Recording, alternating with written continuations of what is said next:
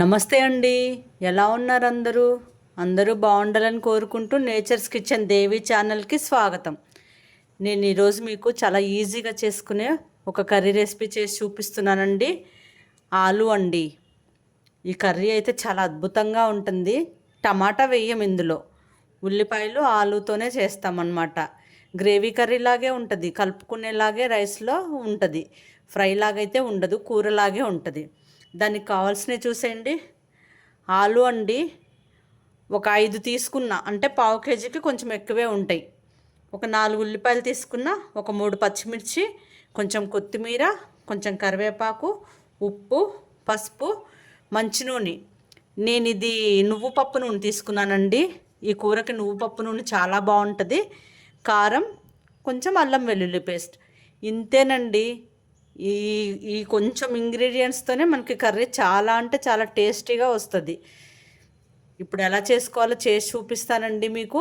ఇందులో మసాలాలు కూడా ఏమేయమండి. ఎండాకాలం కొంచెం మసాలాలు తగ్గించి తింటేనే మంచిది కదా. అందుకనే కొన్ని కూరలు ఇలా చేసుకొని తినేద్దాం. ఇప్పుడు నేను ఆలుగడ్డ ఏమి ఉడకబెట్టను, పచ్చి ఆలునే పొట్టు తీసేసి కట్ చేసి పెట్టుకుంటా. ఆలు పొట్టు తీసేసుకుందామండి. దీన్ని చక్కగా పీలర్ తీసుకొని పీల్ చేసేసుకోవాలి. ఇది పొట్టుతోనైనా చేసుకోవచ్చండి, పొట్టుతో వండినా బాగుంటుంది. కాకపోతే మా ఇంట్లో అలా తినరు, అందుకే నేను పొట్టు తీసేస్తున్నా.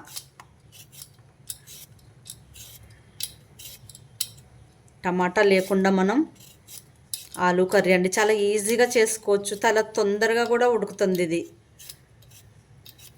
మీకు లంచ్ బాక్సులకి పొద్దున్నే అయిపోవాలి అనుకున్నప్పుడు ఇలా సింపుల్గా చేసేసుకోవచ్చండి. చాలా అంటే చాలా రుచి కూడా బాగుంటుంది.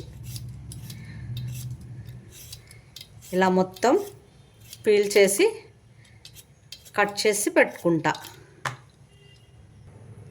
ఆలు మొత్తం చెక్కు తీసి పెట్టేసుకున్నా. వీటిని కట్ చేసి నీళ్ళల్లో వేసి పెడతా అండి. ఎందుకంటే మనం కూర పొయ్యి మీద ఉల్లిపాయలు అవి వేసుకోవాలి కదా. ఆలుగడ్డలు బయట ఉంచితే నల్లగా అయిపోతాయి, అందుకనే నేను నీళ్ళల్లో కట్ చేసుకుంటున్నా. మొత్తం కట్ చేసుకొని మీకు చూపిస్తా.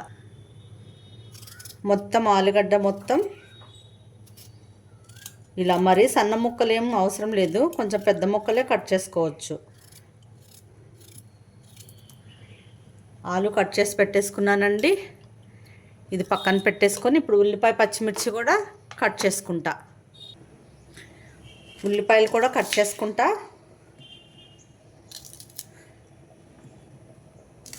ఇవి కూడా మరీ సన్నగా ఏం కట్ చేయాల్సిన అవసరం లేదండి, కొంచెం పెద్ద పెద్ద ముక్కలుగా అయినా కట్ చేసేసుకోవచ్చు. ఇవి ఏవి మనం ఏగేలాగా బాగా వేయించుకోమన్నమాట, కొంచెం మగ్గేలాగే చేసుకుంటాం. ఉల్లిపాయ కూడా కొంచెం మగ్గ పెడతాం అంతే, వేగనీయం ఎర్రగా.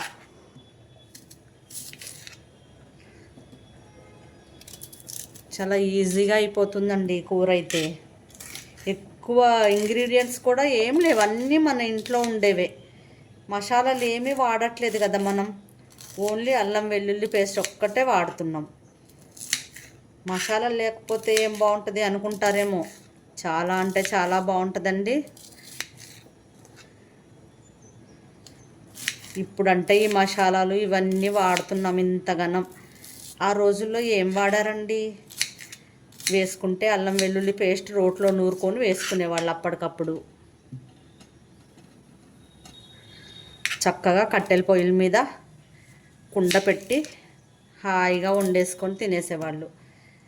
అలా కట్టెల పొయ్యి మీద వండింది కూడా చాలా టేస్ట్ ఉంటుంది కదా. ఇప్పుడు మనకేమో కట్టెల పొయ్యిలు లేక గ్యాసులు అలవాటైపోయి ఇక అలా వండినా తినేస్తున్నాం అన్నమాట. కానీ పొయ్యి మీద వండిన కూరలు, కుండలో వండిన కూరలు చాలా టేస్ట్ ఉంటాయండి. మీకు వీలయ్యి చక్కగా ఓపెన్ ప్లేస్ ఉంటే అప్పుడప్పుడైనా కొంచెం పొయ్యి మీద వండుకొని చూడండి, కూరలు ఎంత బాగుంటాయో. ఇలాగే ఉల్లిపాయలన్నీ కట్ చేసుకొని మళ్ళీ మీకు చూపిస్తా. ఉల్లిపాయ పచ్చిమిర్చి కట్ చేసి పెట్టేసా అండి. ఇప్పుడు కూర పొయ్యి మీద వేసుకుందాం. ఈరోజు నేను కుండలో వండుతున్నానండి. కళాయి ఇది కుండ కళాయే. స్టవ్ ముట్టించేసుకున్నా, అది కొంచెం వేడవనిస్తా. కళాయి వేడైందండి, నూనె వేసేసుకున్నా. చెప్పా కదండి నువ్వు పప్పు నూనెతో వండుతున్నానని. చాలా బాగుంటుందండి టేస్ట్ అయితే. ఇప్పుడు ఇన్ని రకాల నూనెలు వాడుతున్నాం. అప్పుడు నువ్వు పప్పు నూనె, పల్లి నూనె రెండే ఉండేవి. పచ్చళ్ళు అవి కూడా నువ్వు పప్పు నూనెతోనే పెట్టుకునేవాళ్ళండి. ఇప్పుడు మనం ఏదో కొలెస్ట్రాల్ అది ఇది అని రకరకాల నూనెలు వాడుతున్నాం. కానీ ఈ నూనెలంత గట్టితనం దేనికి ఉండదు కదా. మళ్ళీ అందరు పాతకాలం రోజుల్లోకి వెళ్ళిపోతున్నామండి. మళ్ళీ నువ్వుల నూనెలు, పల్లి నూనెలు, గానుగులు ఆడించుకొని వాడుతున్నాం కదా. ఈ నువ్వుల నూనె కూడా నేను ఇంట్లో మిల్లులోనే పట్టేసుకున్నానండి. నూనె వేగింది, కొంచెం ఆవాలు వేసుకుంటా. ఆవాలు జీలకర్ర రెండే వేస్తా, ఇంకా పోపు గింజలు ఏమి వేయను నేను. ఆవాలు కొంచెం చిట్లాలి. ఆవాలు చిట్లుతున్నాయి. ఒక స్పూన్ జీలకర్ర వేసుకున్నా. ఇంతేనండి, ఇంకా పోపు గింజలు ఏమి వేయను నేను. ఆవాలు జీలకర్ర వేగిపోయింది. కట్ చేసి పెట్టుకున్న ఉల్లిపాయ పచ్చిమిర్చి వేసేసుకున్నా.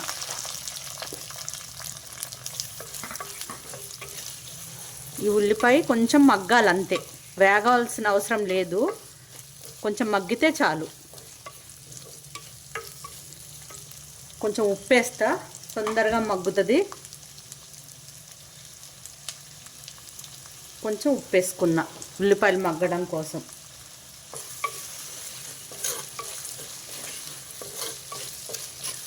చాలా తొందరగా కూడా అవుతుందండి కూర.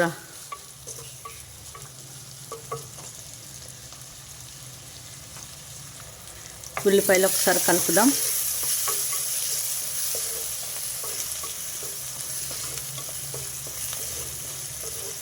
ఇంకా కొంచెం మగ్గనిస్తా. ఉల్లిపాయలు ఆ మాత్రం మగ్గితే చాలండి. ఇప్పుడు కొంచెం కరివేపాకు వేసుకున్నా.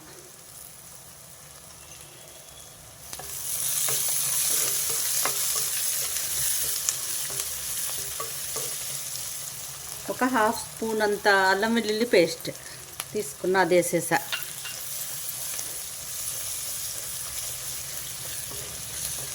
ఇది కొంచెం పచ్చివాసన పోవాలి అల్లం వెల్లుల్లి.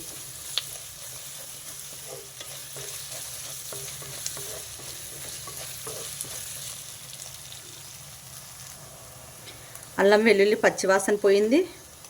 ఇప్పుడు కొంచెం పసుపు వేసుకున్నా.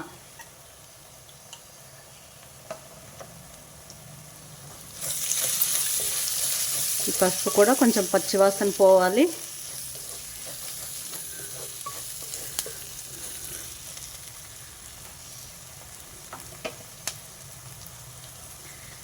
పసుపు కూడా చక్కగా పచ్చివాసన పోయింది. ఇప్పుడు మనం నీళ్ళల్లో వేసి పెట్టుకున్నాం కదా కట్ చేసుకున్న ఆలుగడ్డ, అది వేసేస్తా. ఇలా వాటర్లో వేసి పెట్టుకుంటే కట్ చేసిన తర్వాత నలుపు రాదండి. మనం బయట ఉంచితే ఆలుగడ్డ నలుపు వచ్చేస్తుంది.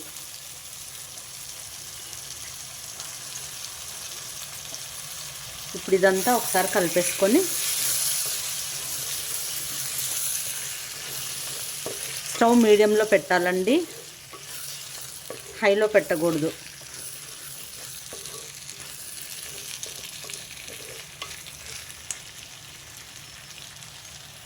ఇప్పుడు దీని మీద కొద్దిసేపు మూత పెట్టేసి మగ్గించుకుంటా. కాస్త మూత పెట్టి ఆలుగడ్డ మగ్గనిద్దాం. ఒకసారి కూర కలుపుకుందాం.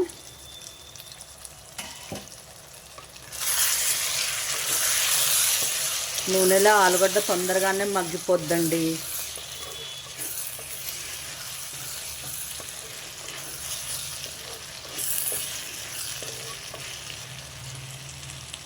ఇప్పుడు దీంట్లో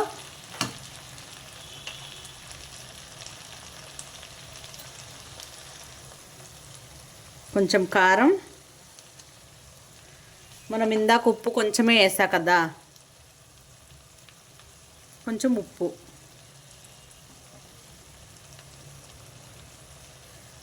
వేసి ఇదంతా బాగా కలుపుకుంటా.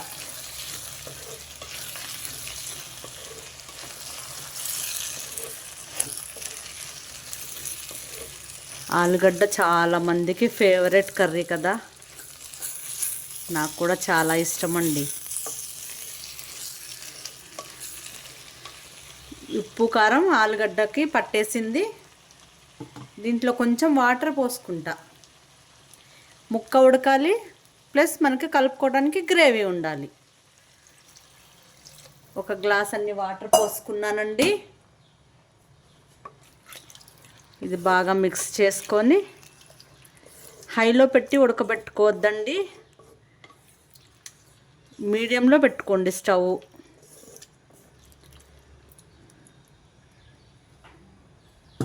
ఇప్పుడు మూత పెట్టేసి ఒక 5 నిమిషాలు ఉడకబెడతా.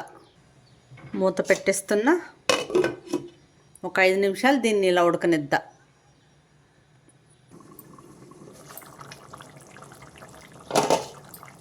కూర చక్కగా ఉడకపట్టింది. ఒకసారి కలుపుకొని మళ్ళీ మూత పెట్టేస్తా. కొంచెం ఆలుగడ్డ ఉడకాలి కదా. కూర పరిస్థితి ఎలా ఉందో చూద్దాం.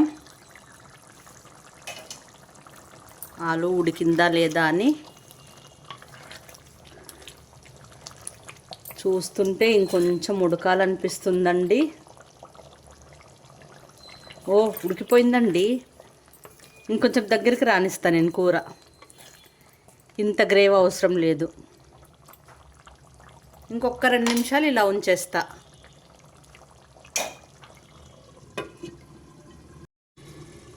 కూర అయిపోయడానికి వచ్చిందండి. కుండ కదా, ఇంకాసేపు ఉడుకుతుంది. నేను కొత్తిమీర వేసి ఒకసారి కలిపేసి స్టవ్ ఆఫ్ చేసుకుంటా. ఒక 5 నిమిషాల వరకు కుండ ఉడుకుతుంది కదా, అప్పుడు అది నాకు సరిపోద్ది.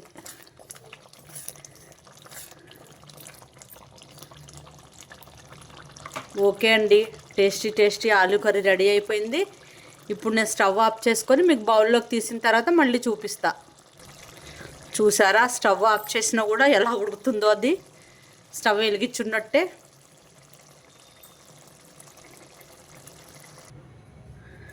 చూసారా, టేస్టీ ఆలుగడ్డ కూర రెడీ అయిపోయిందండి. ఈ టేస్ట్ అయితే చాలా అంటే చాలా బాగుంటుందండి. నేను ఒకసారి టేస్ట్ చేసి మీకు చెప్తా ఎలా ఉందో. చాలా వేడిగా ఉందండి.